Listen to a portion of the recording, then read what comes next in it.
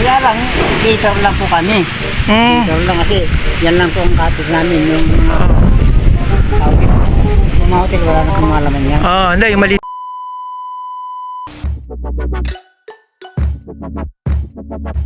Welcome back! Naman ang Daddy O para sa panibagong episode ng ating vlog. At ngayong araw na ito, iikot tayo dito sa Olongapo para mag-survey at tignan natin kung ano yung mga pwedeng puntahan o pasyalan dito sa Olongapo. At syempre pa, kasama natin yung nag-iisa nating kasama lagi sa ating mga lakbayin. Walang iba kundi si Maxi. Kaya ano pa hinihintay natin? Samahan mo ako.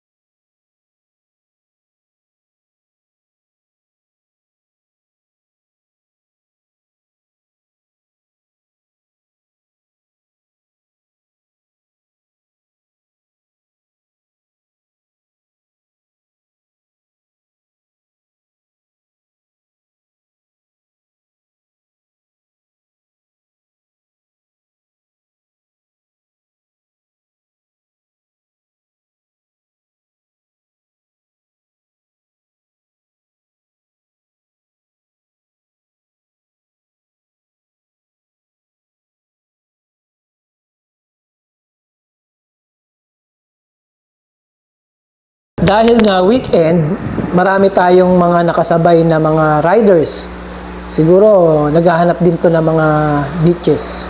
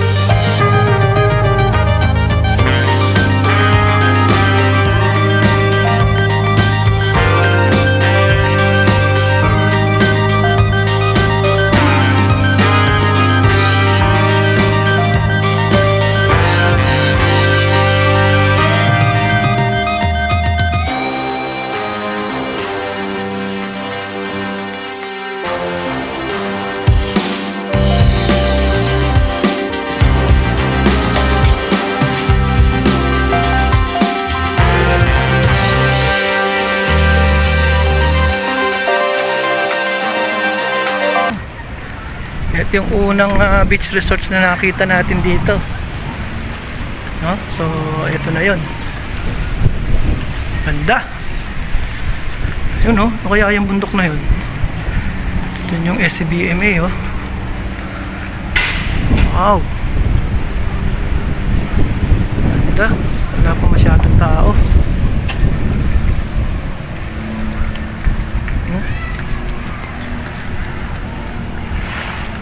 Linaw ng tubig oh. Ayan, may mga bangka. Tapos dun may mga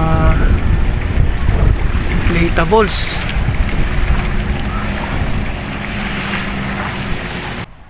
Baba tayo para magtampisaw. Tignan natin kung ano meron dito. Yan eh. Tayo dito. May tabing dagat.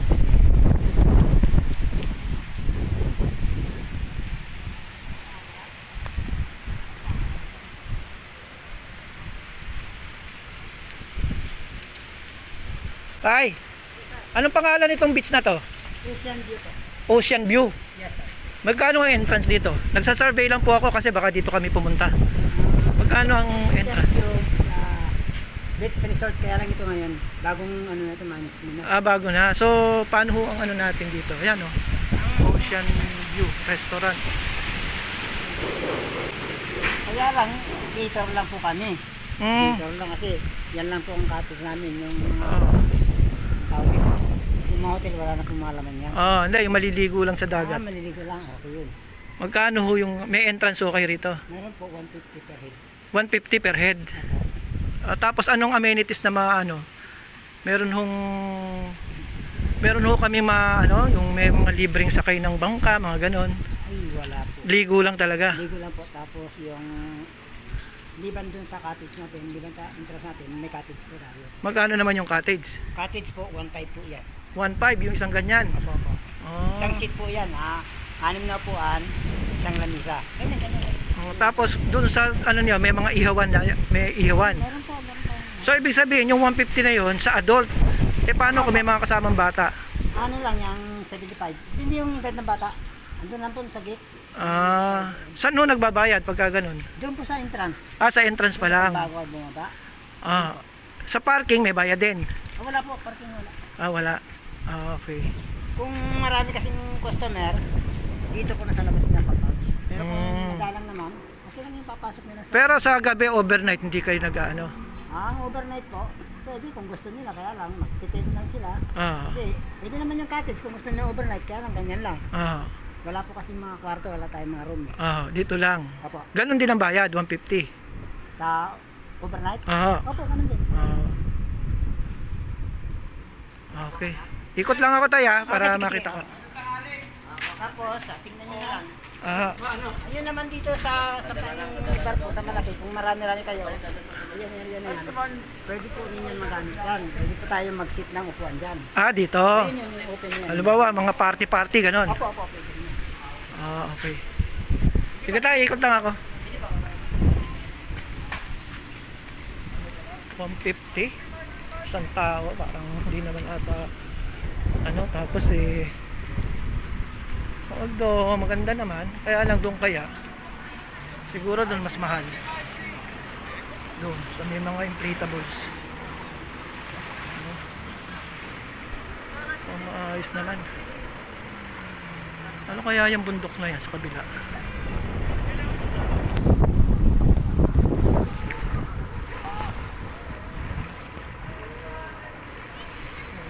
Snorkeling.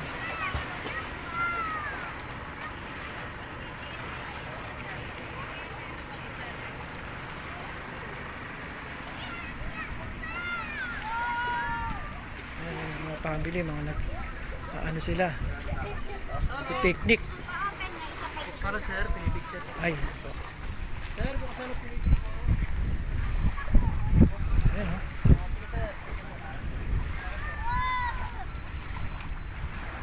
Tapos yan, may mga nag-ano ron, no? May activity ron sa lugar na yan. Ice cream! May buko na may salad pa, Buko na, may salad pa. Okay May salad na, may buko pa. Ayun. Magandang ano rito. Oh. Ito na.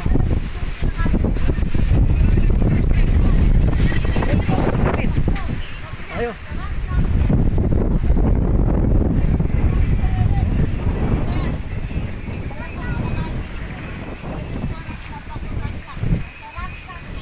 Tayong isang family rito, nag-excursion sila rito sa anong beach to? Ocean View. So, ayan sila, no? Ano pangalan nyo? Para ma-shoutout kayo sa ano? So, kayo. Ikaw? Ano si Sir? Asan? Oh, shoutout ka mo. Ayan. Taga saan kayo? Taga saan kayo? Oh, shoutout. Patiin niyo yung mga ano nyo, mga friends, mga kabalin sa ano. Ayan. So, usap natin sila Sir Jun tsaka yung pamilya niya. So, sila nag-outing. Tama-tama kasi ngayong panahon na to kasi mainit na. So, summer na kasi kaya magandang pumunta tayo dito sa mga dagat para nakakapag-relax, nakakapag-refresh. Ayun, para na-enjoy din yan, no? Ayan, ganyan. May mga ganyan pa sila rito.